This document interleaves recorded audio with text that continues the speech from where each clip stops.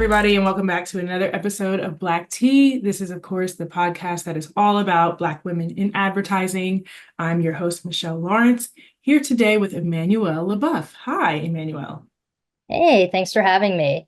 Glad to have you. Please tell everyone what you do and where you're based. I am a creative director at Paramount Plus in New York. So you're on, is that considered brand side? Is that considered kind of a media agency? Where do you consider yourself situated in the whole I'm on the advertising spectrum? I'm on the brand side. So basically anything that you see for Paramount Plus that has like multiple titles in it, like if you see a spot with sports in it, but also SpongeBob SquarePants, anything like that, that's what my team does. Okay, great. Okay, cool. That's really helpful. So I'm curious how you got into the advertising space. Were you always sort of starting off in the brand space, or was there agency life in before this? No, it was totally really by accident. I was somebody who always wanted to work in media, but I didn't really know where. And as a lot of people do, they start out like maybe in the assistant life. And I went out on two job interviews at what was Viacom back then. And one made total sense on paper. It was had health benefits, everything that your parents want. And then the other one sounded really creative, but had no job security at all. And I just felt it in my gut. I was like, this sounds fun and creative, and it's a way of being creative that I had never really thought about going to school for any of that stuff. But it just sounded so fun. And I went with my gut and I went and worked at what was Spike back then as an assistant. And I actually still work for my boss today. I've just, gone up the ranks and followed him kind of all over the company. But yeah, I just thought it seemed like such a fun space to work in. That's cool. So along that journey, did you find yourself more of a words person, more of a visuals person? Where did you fall on that kind of spectrum between like art and copy? I started out in words. I once I left the assistant life and I did a ton of creative stuff while I was this person's assistant, I got promoted up into the editorial department. So I basically wrote promos for other producers, wrote copy, wrote website copy, like all over anything to do with words. But I always like would give my words to like a producer and then see how the spot came out, Yeah. and I had my own thoughts and things that I wanted to do. So about a year after working in editorial, I asked to transition to becoming a writer producer, and then have kind of risen up from writer producer to creative director where I'm at now. Nice. So speaking of that career success, what qualities do you feel like you possess that were the biggest contributors to your career success so far? I think definitely one of them is just positivity. Like I really enjoy doing what I do. It's fun. I can't believe that my job, I get to do these little pieces of art or promo on a daily, weekly basis and see these small sort of pieces get brought to life. So I try to approach work like we're having fun. We're working with SpongeBob. Like I said, we're doing lots of really fun things. So I think I bring a positivity to the office that's really nice. And particularly like I've always really enjoyed mentoring people. And I think that positivity has really made a difference in my career here and made a difference for other people as well. I just want us to have fun making cool promos and just have as much fun as we can, even when subject matters might not be as fun.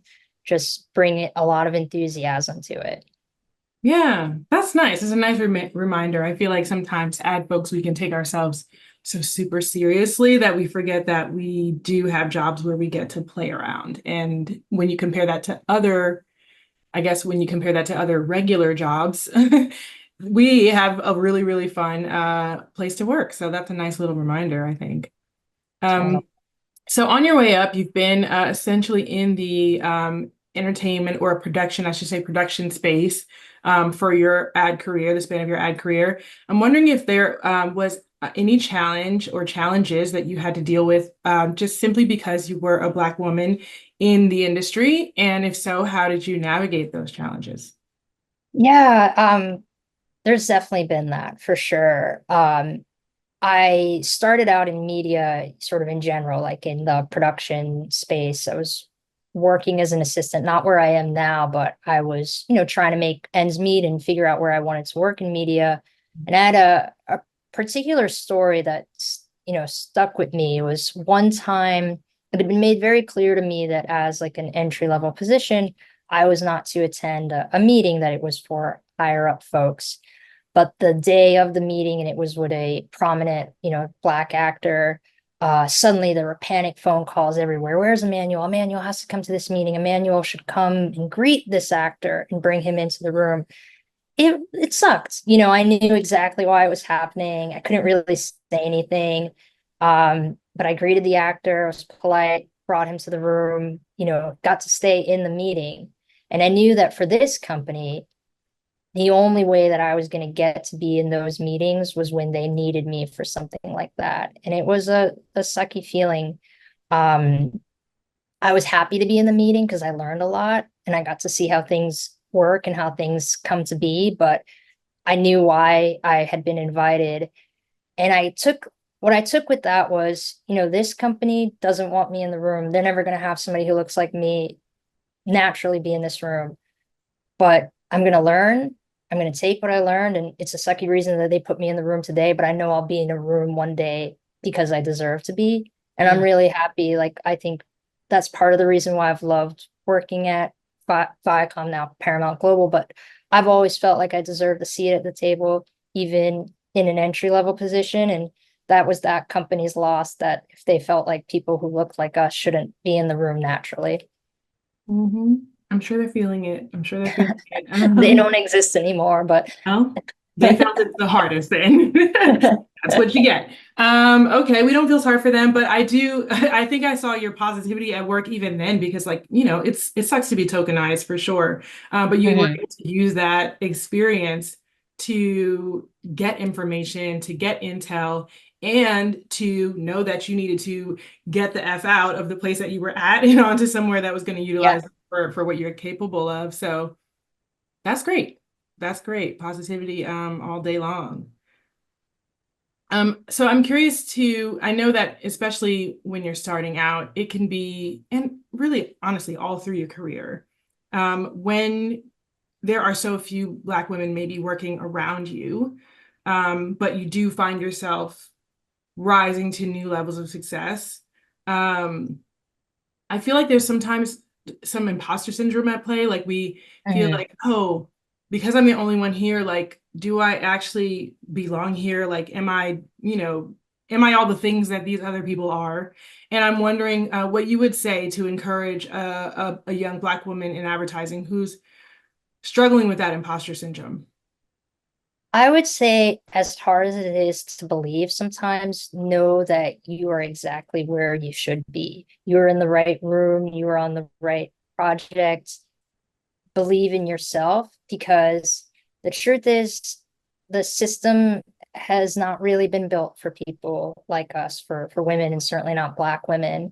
And I know it can feel very difficult, even sometimes with like diversity initiatives. That's a huge, question that people ask themselves, like, oh, it's a sensitive subject. And it's like, system isn't built for people who look like us. If companies want to have diversity initiatives to remind themselves to put people like us in positions, it's very hard, and it can really mess with somebody's head. But just as much as you can, believe in yourself and know that even if it's not the right moment today, like I had with that meeting where I knew I wasn't in the room for the right reason, you will be in the right room one day. Just know, do not ever feel like other people's opinions of why you're here, anything, or the fact that it's extremely uncomfortable to walk into a room and see nobody who looks like you or who could have ever had your journey. And it sucks, but we're the warriors who are going to make it better for the people who are going to come after us. So go in that room, hold your head as high as you can, and know that you're in the right place and you're helping other people who look like you to never have to feel like this ever. That's beautiful. Okay, so I know that you also had some formative years in Europe growing up. Talk about that a little bit, and I'm wondering if you have thoughts on how those years in Europe might have informed or shown up in who you are now. Well, if you ever really want to feel like you don't belong in a room, try being the only Black kid from America in schools in France, and you will definitely feel very, very different. Uh, it built a tougher skin for me because I really was always the only person. I didn't get to go to a high school or middle school where I had people who looked like me. I really didn't. I'm mixed myself. My father's white, my mother's black, but it definitely was it was kind of like what it feels like sometimes to be, in the advertising world today, but growing up. And so I think I grew a tougher skin and it made me when you have those feelings of maybe feeling like uncomfortable because you might be the only person in the room, I I toughened up from that and I think I try to handle it as best as I can today because of those years. Yeah. Wow. So it's like it feels like it's been kind of like a lifelong experience for you. I'm wondering if It you've had any has. experiences where you were surrounded by people who looked more like you. Have you had that experience anywhere for any length of time?